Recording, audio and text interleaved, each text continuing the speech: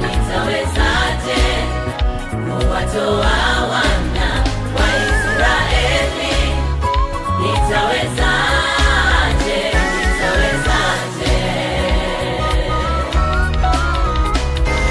Musa akamwambia Mungu, mimi ni nani hata niende kwa Farao nikawatoe wana wa Israeli watoke Misri? Mungu akamjibu Musa, nitakuwa pamoja nawe utakapokuwa umekwisha kuwatoa hao watu, mtamwabudu Mungu.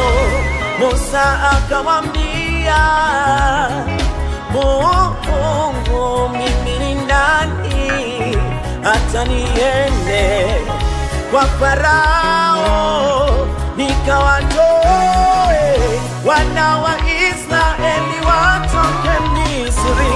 Mungu akamjibu Musa, nitakuwa pamoja nawe utakapokuwa umekwisha kuwatoa hao watu, mtamwabudu Mungu.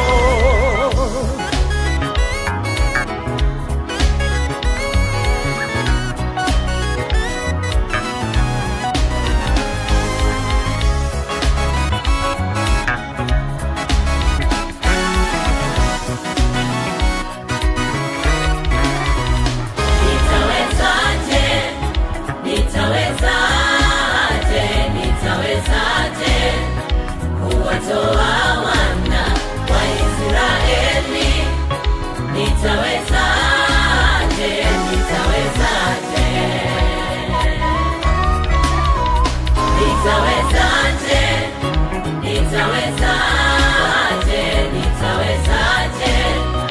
kuwatoa wana wa Israeli? Nitawezaje?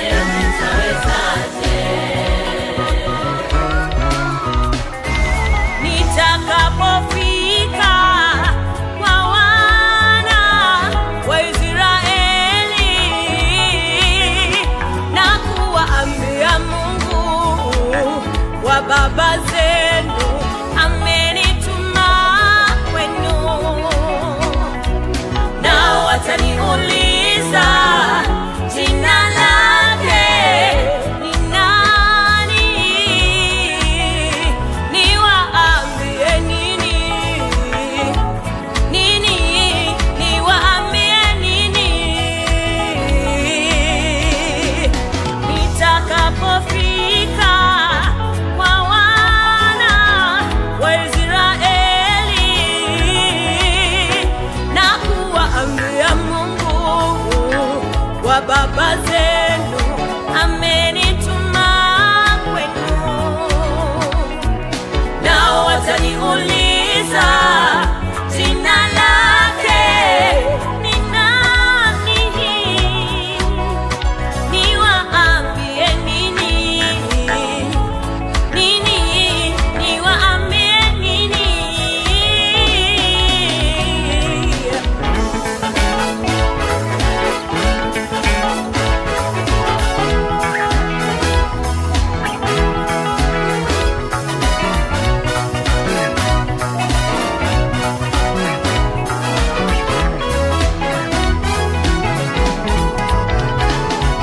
Mungu akamwambia Musa, niko ambaye niko, ndivyo utakavyowaambia wana wa Israeli, amenituma kwenu. Mungu wa baba zenu, Mungu wa Ibrahimu, Mungu wa Isaka, Mungu wa Yakobo, ndiye amenituma kwenu, amenituma kwenu. Mungu akamwambia Musa,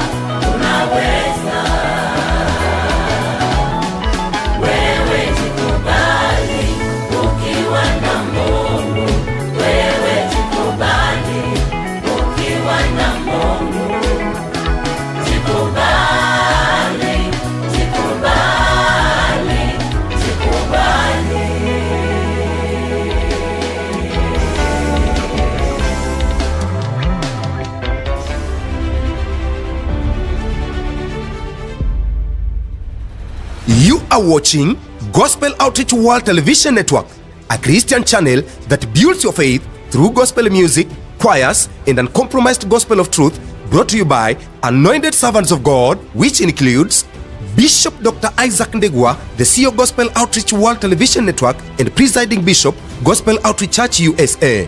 I want to declare today, any plan that is planned in the spiritual realm, Archbishop Steve Masharia, presiding Bishop, Gospel Outreach Church Worldwide.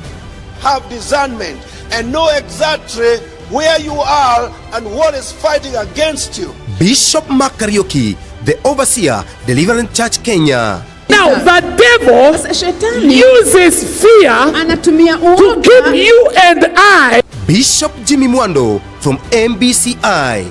But sikiza Isaka, I'll be with you. Nitakuwa na wewe katika vita hizi. Don't be afraid. And many others. Gospel Outreach World Television Network is also a channel that rescues and unlocks destinies. Gospel Outreach World Television Network, your channel of faith.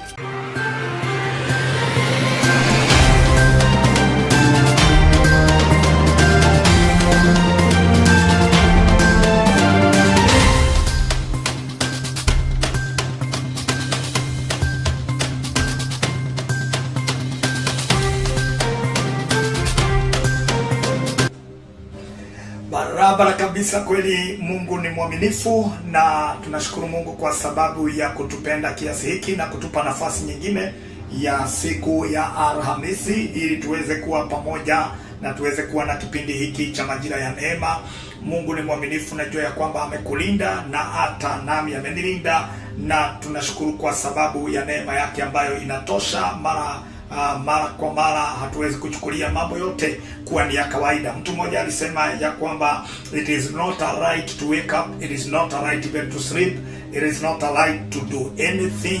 Na kuona ukitembea kwa barabara, hata ukiendesha gari yako, na hata ukifanya yale ambayo unafanya kazini, wapi na yale mambo bado unafanya, na kuona pia uko na jamii ambayo pia haikuna machozi na hakuna shida. Bwana amekusaidia, na kwa njia hiyo basi Mungu atukuzwe daima. Ashukuriwe Mungu ambaye anafanya mambo makubwa. Hata wakati tunapojipata katika vita aina fulani na mambo haiendi sawa, mkaya kwamba maandiko inasema, Paulo anasema ashukuriwe Mungu atupaye ushindi kupitia kwa mwanawe Yesu Kristo. Na kukaribisha tena katika kipindi hiki ukipendacho cha majira ya neema. Hapa ndipo wasikia nyimbo tamu za Injili ambazo zinajenga imani yako. Hapa ndipo pia unasikia ujumbe ambao pia unaweza kukusaidia kusimama na pia kuweza kufanya mambo katika maisha yako, na unaweza pia kuendelea hata katibali ambapo hakuna matumaini, unapata matumaini ya kuendelea. Hapa tukutia nguvu,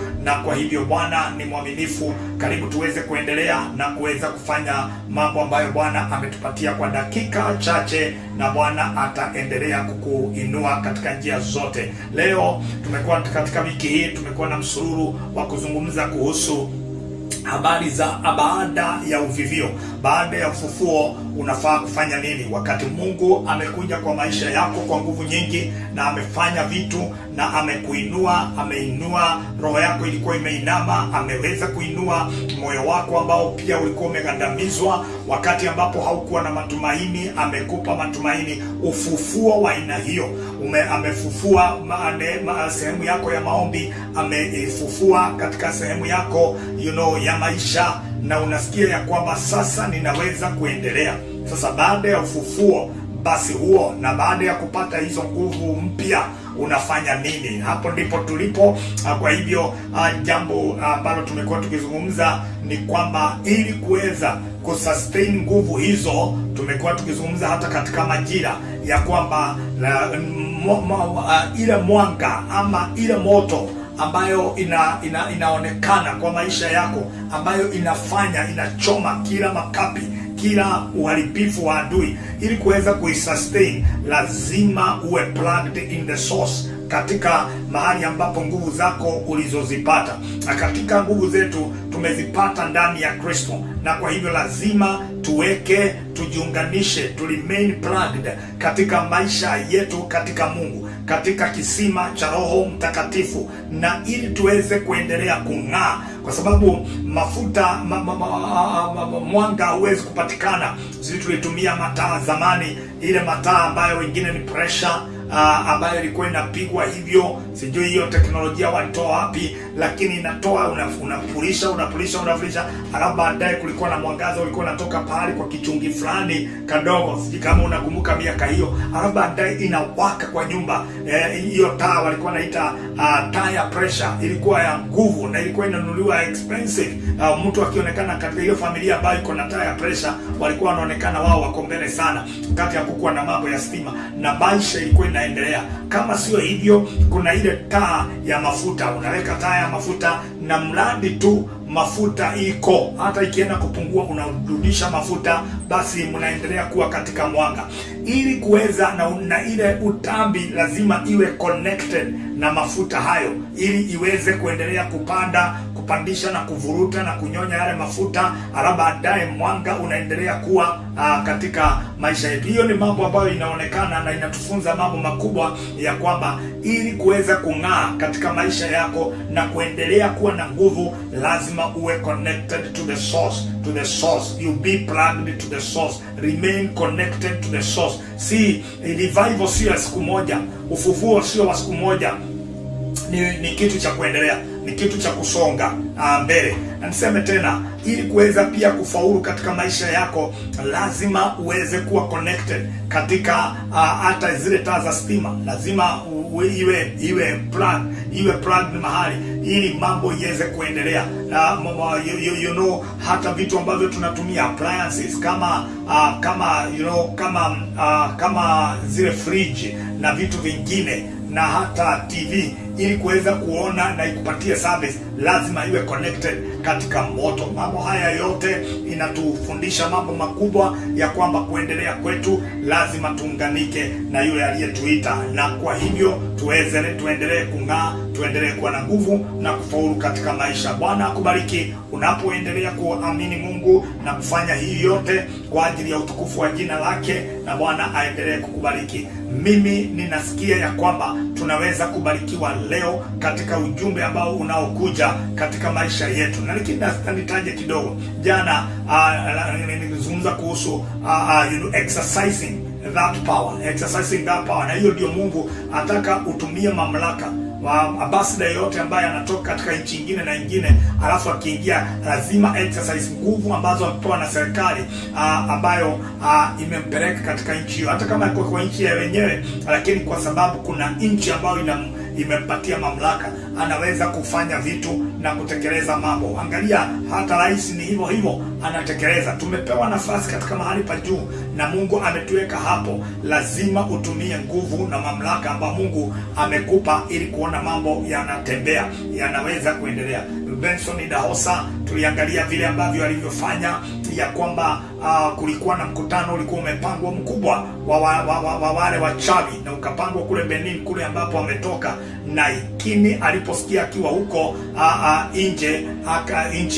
nje ya nchi, akasema huo mkutano hautafanyika. Na ilikuwa ni mkutano wa wachawi wengi, manake walikuwa wamefanya mkutano Chicago na sasa wanaenda kufanya mkutano wao kule Benin. Akasema mkutano haufanyiki, na yeye akaapproachiwa na watu wale ambao ni wa press, wakamwambia, we mzee, usijaribu kung'ang'ana na hawa wachawi, na ni wakubwa na chairman wao hako Benin, na uking'ang'ana itakuwa ya kwamba utariski maisha yako, na kwa hivyo haitafanyika hivyo. Mtu ambaye ni mkubwa alisema hivi, ambaye ni mkubwa wa wachawi hayo, alisema Mungu, hata kama Mungu yuko, Mungu mwenyewe hawezi kusimamisha ile mkutano. Hivyo ndivyo alivyosema. Na yeye akasema, huyu Benson Idahosa Archbishop akasema kwamba hapa hahitaji Mungu, hahitaji, it is true, Mungu hahitajiki hapa. Mimi kwa nini ajisumbue? Akuje yeye mwenyewe na mimi niko. I am there, I'm standing in for God. Kusema ya kwamba mkutano hautafanyika, na ikawa ni confrontation kubwa, na wakawekwa kwenye runinga pamoja, wakiwa kwa press, wote wawili, yule mkubwa wa wachawi na yeye Benson Idahosa. Na akauliza huyu mtu ambaye ni mchawi mkubwa, ambaye ni chairman, akapewa dakika 29 akazungumza vitu akaongea vile ambavyo nguvu zao kule zinatoka na vitu kama hizo. Alipozungumza hiyo, baada ya kumaliza na kutisha na nini, na ulimwengu wote umeangalia kwa press na nini, naye huyu Benson Idahosa akasema ya kwamba mimi nina dakika ngapi? Akasoma maandiko katika kitabu cha Leviticus, Numbers na nini, akasema ya kwamba katika maandiko inasema ya kwamba mchawi asiruhusiwe kuishi. Na akauliza, mimi nina dakika ngapi? Niko na dakika zingine 5. Akasema kwa sababu watu tayari walikuwa wamemalizana na yeye akasema nina dakika 5, hizo ndio zitakazotumia. Na nataka kuuliza swali, je, wewe ni mchawi? Maandiko inasema nikuue leo, nikuue saa hii. Kama wewe ni mchawi, useme ya kwamba wewe ni mchawi. Kutoka hapa, kile ambacho kitatuweza kutuweka nini, kutenganisha haya mambo ni mimi kukuua saa hii. Wewe ni mchawi, I kill you now. Ali exercise nguvu za Mungu katika maisha hayo, na maandiko inasema usiruhusu mchawi kuishi, usiruhusu. Kwa hiyo akamwambia, mimi nasimama juu ya maandiko, siruhusu mchawi kuishi katika nchi hii. Kwa hivyo wewe ni mchawi. Akasema, alipoona akatetemeka, akasema mimi si mchawi. Akamuuliza, umesema nini? Na kuuliza tena, wewe ni mchawi? Hapana, mimi si mchawi. Akasema, then hii show ni ya nini? Imekwisha hivyo. Terminate show, na ikawa ni hivyo. Lakini wakati ambapo alipomaliza, huyu Benson Idahosa akaenda mpaka Ikulu, akakuta president, akamwambia, je, uliona ile mambo show tulikuwa nayo? Ilifanyika. President akasema, niliona, na kwa sababu ya hiyo nilisema kama huyu alisema si mchawi, nikasema ya kwamba embassy yote, hakuna embassies ambazo zitapeana visa kwa ajili ya wachawi wanaokuja kwa hiyo mkutano. Mkutano ilikuisha namna hiyo. You can declare a thing na itafanyika, kwa sababu unatumia mamlaka ya kiungu kuweza kufanya vitu na kuvisongeza. Manake Benson Idahosa alitumia mamlaka. Na unajua saa nyingine maneno inanenwa ya kwamba Yesu akasema, nimepea nguvu na mamlaka juu ya inge na nyoka, nimewapea nguvu na mamlaka juu ya falme za giza. Lakini kwa sababu ya hiyo, sisi hatutumii mamlaka yale. Kwa hivyo tunaishi katika maisha ya kilio na kuanza kuteta na kuomba sana ya kwamba vitu vifanyike, na kuna vitu ambavyo unaweza kuexercise nguvu na mamlaka juu yako. Nataka nikwambie ya kwamba kuna mtu ambaye alisema hivi, Yesu alipomtembelea wakashikana wakapatana, alikuwa ni akida fulani, akamwambia, Bwana tafadhali mponye mtumishi wangu yuko nyumbani na hawezi, yeye ni mdhaifu, ni mgonjwa. Akamwambia Yesu, akamwambia, wacha twende kwa nyumba yako. Lakini yeye akamwambia, hapana, hauhitajiki kuja kwa nyumba yangu na chini ya paa yangu. Mimi ni mtu aliye kwa mamlaka. Nikimwambia huyu aende, anaenda. Nikimwambia huyu aje, anakuja. Kwa hivyo sasa, wewe ni mtu aliye na mamlaka katika ulimwengu wako. Amuru vitu vifanyike, amuru hiyo ugonjwa itoke ndani ya huyu na apone. Sasa nataka kuambia kwamba maandiko yanasema, Yesu akasema, basi na huyo mfanyikazi wako ama mtumishi wako na apone saa, na akapona saa hiyo. Nataka kuambia hivi, kuna vitu ambavyo kama huna uwezo wa kuamuru vitu vitoke na vile ambavyo unataka vije, hauna nguvu na mamlaka katika ulimwengu wa maombi. Kwa hivyo ukienda kwa maombi, unafaa kuexercise nguvu na uwezo wa Mungu, na njia moja ni acknowledge ya kwamba Mungu amenipa nguvu. Nguvu za Kristo ziko available for me to work things, na vitu vifanyike. Bwana akubariki na utende mema. Bishop wetu ndiye atakuwa akizungumza mambo haya kwa dakika chache na tuweze kubarikiwa. Baba, kwa jina la Yesu Kristo, asante maana wewe ni mwaminifu. Asante kwa sababu umenena pamoja nasi katika wiki hii ya kwamba Bwana tunaweza kuexercise nguvu ambazo umetupa. Naombea kila mtazamaji na wale ambao watatazama programu hii baadaye, naomba Bwana uwabariki na uwainue. Naomba ya kwamba utumie ujumbe ambao utakao neno na mtumishi wako ili uweze kuwa baraka kwetu na watu wako wafunguliwe. Libarikiwe jina lako na litukuzwe kwa jina kuu la Yesu Kristo Mwokozi wetu tumeomba na kushukuru. Amen. Karibu sana tuweze kubarikiwa. AICT Changombe Kwaya wanasema jengwa katika neno la Mungu, na baada ya hiyo nimlete mtumishi wa Mungu na tubarikiwe. Karibu sana, tubarikiwe pamoja.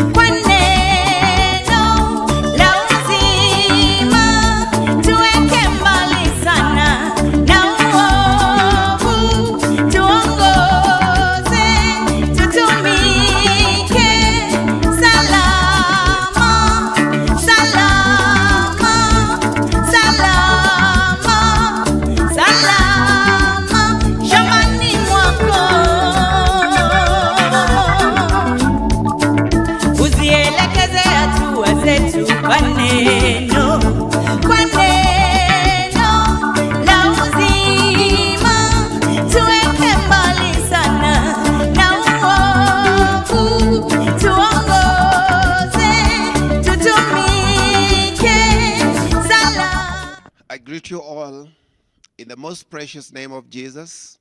Wherever you are, I want to welcome you in his presence. Today, I would like to share God's word with you. And I know the word of God never returns to him void, like I've always said. I'll be sharing with you on the message entitled, Acknowledging Christ's Power. We must acknowledge that there is power to do great things. There is power to raise the dead, of course. There is power to heal the sick. When you don't acknowledge his power, you lose so much blessings. But today I want us to see from the scriptures how God can do wonders through acknowledgement. When we acknowledge what Christ can do, that leads us to get into greatness. So I want to show you a first scripture. I'll be sharing 7 points of acknowledgement. Number 1, I want us to see Matthew chapter 8, verse 2. The Bible says, a man with leprosy came and knelt before him and said, Lord, if you will, you can make me clean. Somebody shout amen. Wherever you are. The blessing of God can come through acknowledgement. This man came to Jesus. He acknowledged that he was able to cleanse him from leprosy. And so he came and told him, Lord, if you're willing, you can cleanse me. The man said, the man with leprosy came and knelt before him. That kneeling by itself is an acknowledgement. He humbled himself before him and he said, Lord, if you are willing. Number 1, something I like to share with you is that God is always willing. It means it's the will of God to do good. It's the will of God to heal you. So don't doubt at any moment that God maybe he's not willing. Or maybe God would not want to do good to you. God, Jesus said, yes, I'm willing. And the Bible says, Jesus said, but just say the word, beg your pardon. And if you are willing, you can make me clean. If you read the next verse, Jesus said, I will. So this is very important. Sometimes we go to pray without acknowledging the power of God, what God is capable of doing. So brothers, it is time to acknowledge. How do you come to a moment of acknowledgement? When you study, when you know how God has done, the great things God has done in your life. It shows that there's nothing he cannot do if you ask him in prayer. So one of the ways to acknowledge his power, the power of Christ, it is prayer. And this man knelt and prayed. Can you kneel and pray and acknowledge that God is able to do through his son, Jesus Christ? That's point number 1. Number 2, I'd like you to see Matthew chapter 8 still, verse 8. We see in verse 8, the Bible says, a centurion replied, Lord, I do not deserve to have you come into my roof, but just say the word, and my servant will be healed. This is again a centurion who acknowledged the power of healing. Now, people live in sickness and sometimes think that God wants to teach you something through sickness. God does not tempt us with evil. If there is any sickness, Jesus comes over to heal you so that God can receive the glory. Now, this centurion, he came and said, he had a sick servant. And when he came to Jesus, he said, come and heal my servant. Jesus was willing to come. But the man went further to stamp his acknowledgement. He said, you don't even need to come. Only speak a word, and my servant. Now, he had acknowledgement of the integrity of God's word. This is acknowledgement that God can heal any kind of sickness. I know some people who have been healed of sicknesses that doctors declared that can never be healed. And we all know that sometimes there's no healing to that. But this is acknowledging, and when we acknowledge, that he is able, he's more than willing to do exactly what you acknowledge.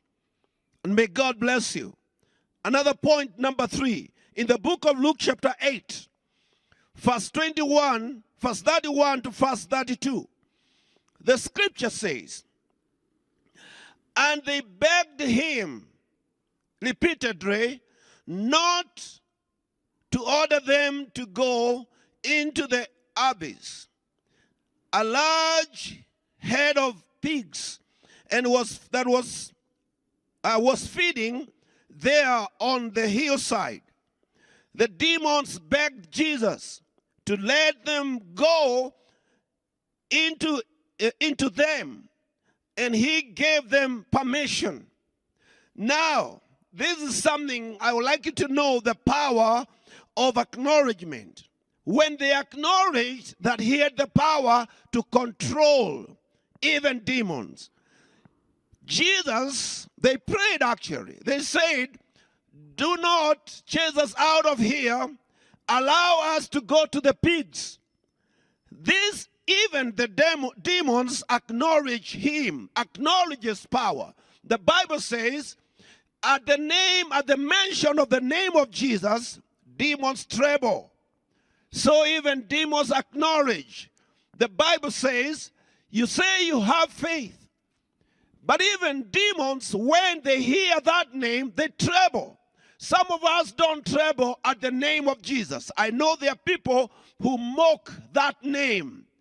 But demons tremble. They don't mock because they know he's not a joke. He's real. Today I want you to know that God has a plan to actually show his power and to show that even demons fear him, tremble at his name. So even demons, they are nothing as when it comes to the power of Christ. The name Christ means the one whom God anointed to destroy the works of the devil. So that's it. That's acknowledgement. Let's see John chapter 11, verse 22. We see the power to access God. The Bible says, neither height, nor depth, nor anything else in all creation will be able to separate us from the love of God that is in Christ Jesus our Lord. Hallelujah. Now, my brethren, I want you to know that there is nothing that should separate you from the love of God. No depth, no height, no creation, no nothing that should be able to separate you from the power of God. Today, you can access God without fear. Fear dispels out or casts out fear. Love dispels out fear. When you know that you can access to God's love, then that settles everything in your life. So there is power to access God, and that is love. He loves us. Nothing shall separate us from the love of God. No depth, neither height, or anything, no creature. There's nothing that can separate you. So even if God blesses you, you should not allow riches to separate you. If God gives you knowledge and power, that should not separate you. That should not remove you from God. The love he loves you with is love that sticks. There's someone who loves us, and his love sticketh closer than the love of a brother. And that is Jesus Christ. Another point quickly. In Romans 8 verse 39, let's acknowledge the power to keep us in his love. Sometimes we live in the kingdom of God, and there are things that come to separate us. And we don't have the power to stay loving him. We are drawn to loving other things. We are drawn to start loving other things that don't make sense. The only thing that makes sense is knowing him and loving him. Because if you love God with all your heart, with all your strength, you'll be able to love other people without struggle. So the scripture says in Romans, as we have seen, that neither height nor depth that will be able to separate us from his love. Nothing really should be able to separate us from his love. I want you to see something else, another scripture in 2 Timothy chapter 1 verse 12. The Bible says, that is why I am suffering as I am, yet I am not ashamed, because I know in whom I have believed, and I am convinced that he's able to guard what I have entrusted to him for that day. Hallelujah. The Bible says there is power. We need to acknowledge the power to protect us, to protect our souls. We've committed our lives, our souls, our hearts, our bodies to him. We can't take care of ourselves. So Paul is speaking and saying through Timothy and saying that I know in whom I believed, and I'm persuaded, I am convinced. That conviction is very important, that God is able to keep that which you committed to him. The word commit is a prayer term. So when you pray and commit something to God, you can rest assured that God has the power. Christ has the power to protect your soul from any interference. And may God bless you as the word of God starts sinking in your heart. Now, in Hebrews chapter 7, verse 25, the Bible says, therefore, he is able to save completely those who come to him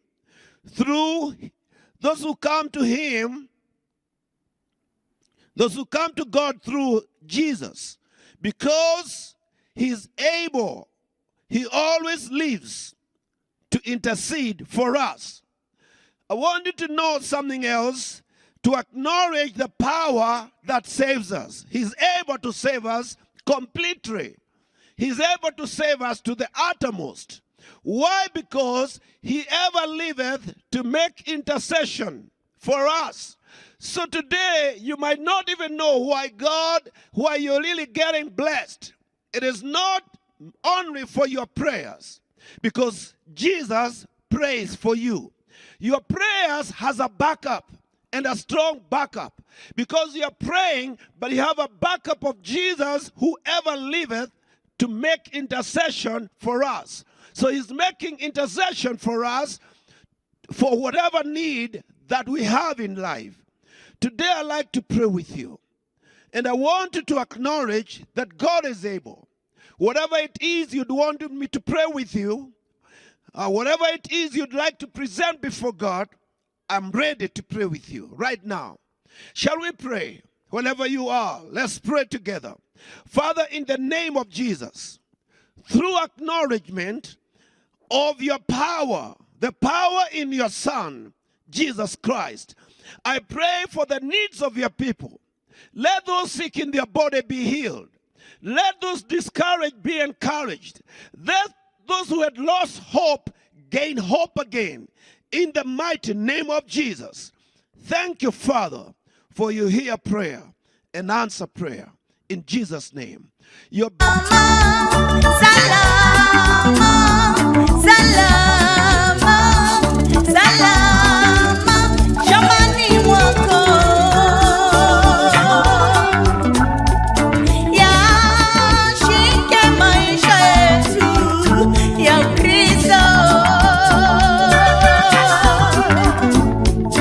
Ilinde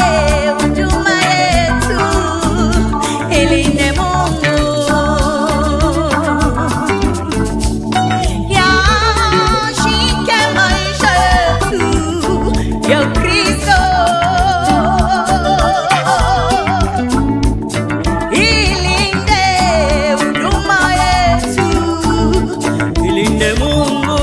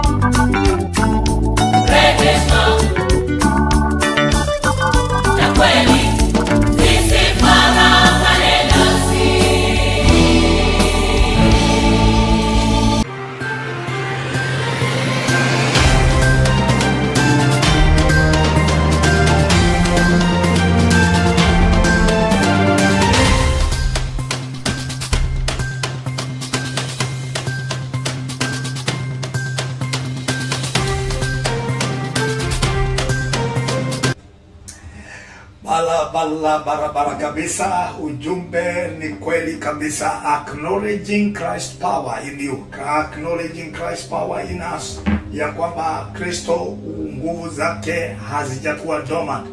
Mungu anaweza kukupatia nguvu, lakini uweke kwa store na hujui kile ambacho umeshika. Una funguo ya kufungua. You have a key, you have the key to fight. You have the weapon to fight the enemy.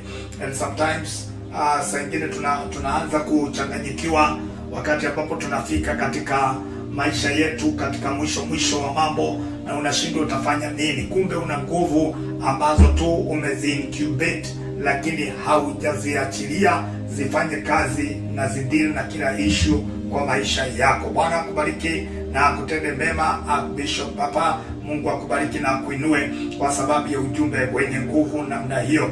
We are so much blessed and we thank God for you. Thank you very much. Asante kwa wote ambao mmeweza kufanya na kukaa pamoja nasi. Bwana akubariki kabisa. I know ya kwamba wengine mnafaa kuwa mumelala, lakini bado mmevumilia kuwa pamoja nasi. Bwana aendelee kuwabariki. Nyinyi ni wa baraka sana. Twashukuru kwa sababu ya Mungu kukupatia nafasi hiyo. Asante Bill Maisha. Mungu akubariki kabisa na kutende mema kwa sababu ya kuwa pamoja nasi. Wewe ni wa baraka. Mash, asante na kuona pale. Bwana akuinue na endelee kukubariki. Na Sheriff Faith na kuona hapo. Bwana akubariki kabisa. Unasema niko ndani na nimebarikiwa. Asante Elda Veronica, kama unasema asante Papa kwa ujumbe wenye nguvu sana namna hiyo. Bwana amenibariki. Nancy Jaraba kutoka kule upande wa Nyeri. Bwana akubariki. Unasema nami pia nimebarikiwa na Bwana amenisaidia. Mark Galia, Mungu akubariki sana. Thank you for joining us. May the Lord really bless you. You say amen. Powerful. Thanks dear Papa. Bwana ni mwema na Bwana akubariki. Gashari Faith unasema mimi mimi hata silali, nimebarikiwa kabisa, na ni kweli kabisa na kuona hapo. Bwana aendelee kukutia nguvu na aendelee kukuinua katika njia zote.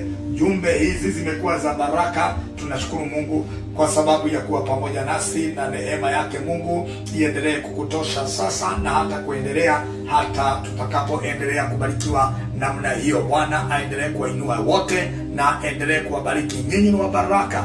Asipo nyinyi basi tunahubiria kina nani? Asipo nyinyi basi ujumbe huu utapelekewa nani? Na kwa hivyo tunashukuru kwa sababu kisha upata unaweza kuexercise nguvu hizo na zifanye kazi, na wengi watavutwa kwa Mungu na kukupitia wewe. Na Bwana aendelee kutuinua katika njia zote. Ninashukuru sana. Bwana aendelee kutubariki sote na aendelee kutuinua kwa sababu ya neema yake na ukuu wake. Baba, ni asante kwa sababu umetunenea katika njia kubwa. Tumeelewa ujumbe huu ya kwamba Bwana tunaweza kuexercise nguvu zako katika maisha yetu.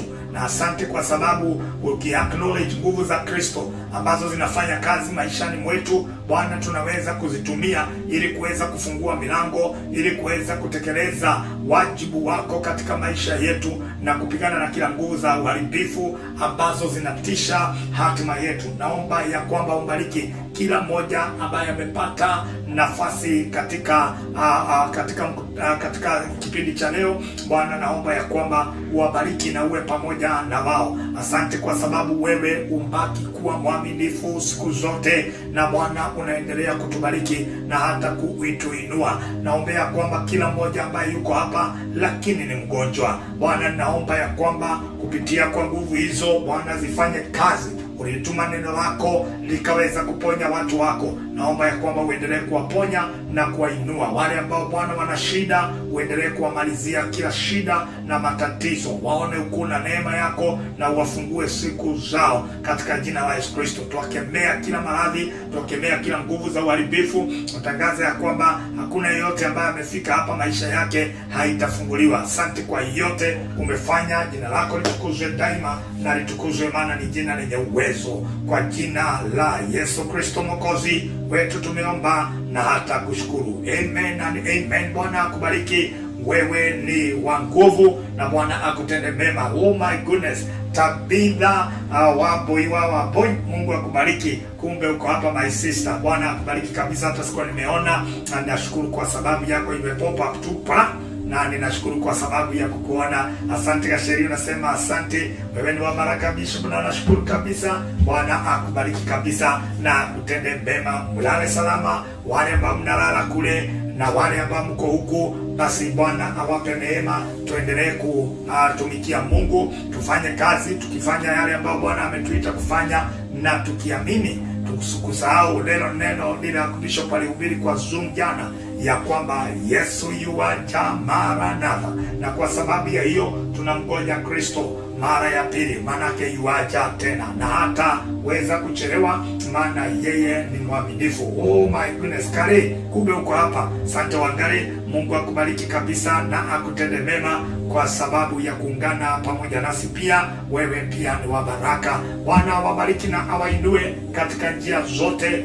Neema yake Mungu iwe pamoja na wewe. Majina yote mazuri ni yake Kristo, na kwa hivyo Bwana atubariki. Ni wimbo ambao umeimbwa na best ambao unaitwa Neema Gospel Choir, na kwa hivyo wataendelea na wimbo wao, na wakimaliza basi tutakuwa tumebarikiwa. Mimi sina la ziada tena. Kumbuka sauti na kujia moja kwa moja kutoka hapa Marekani, Washington. Kipindi hiki kinaletwa kwako na Gospel Outreach World TV Network, na hadi kipindi kijacho, ni mimi wako Bishop Isaac Ndegwa, na neno litaendelea. Amani ya Kristo iwe pamoja nawe mpaka tutakapoonana. Bwana akubariki na akuinue katika njia zote. Shalom, shalom, amani ya Bwana yenye sifa ila jina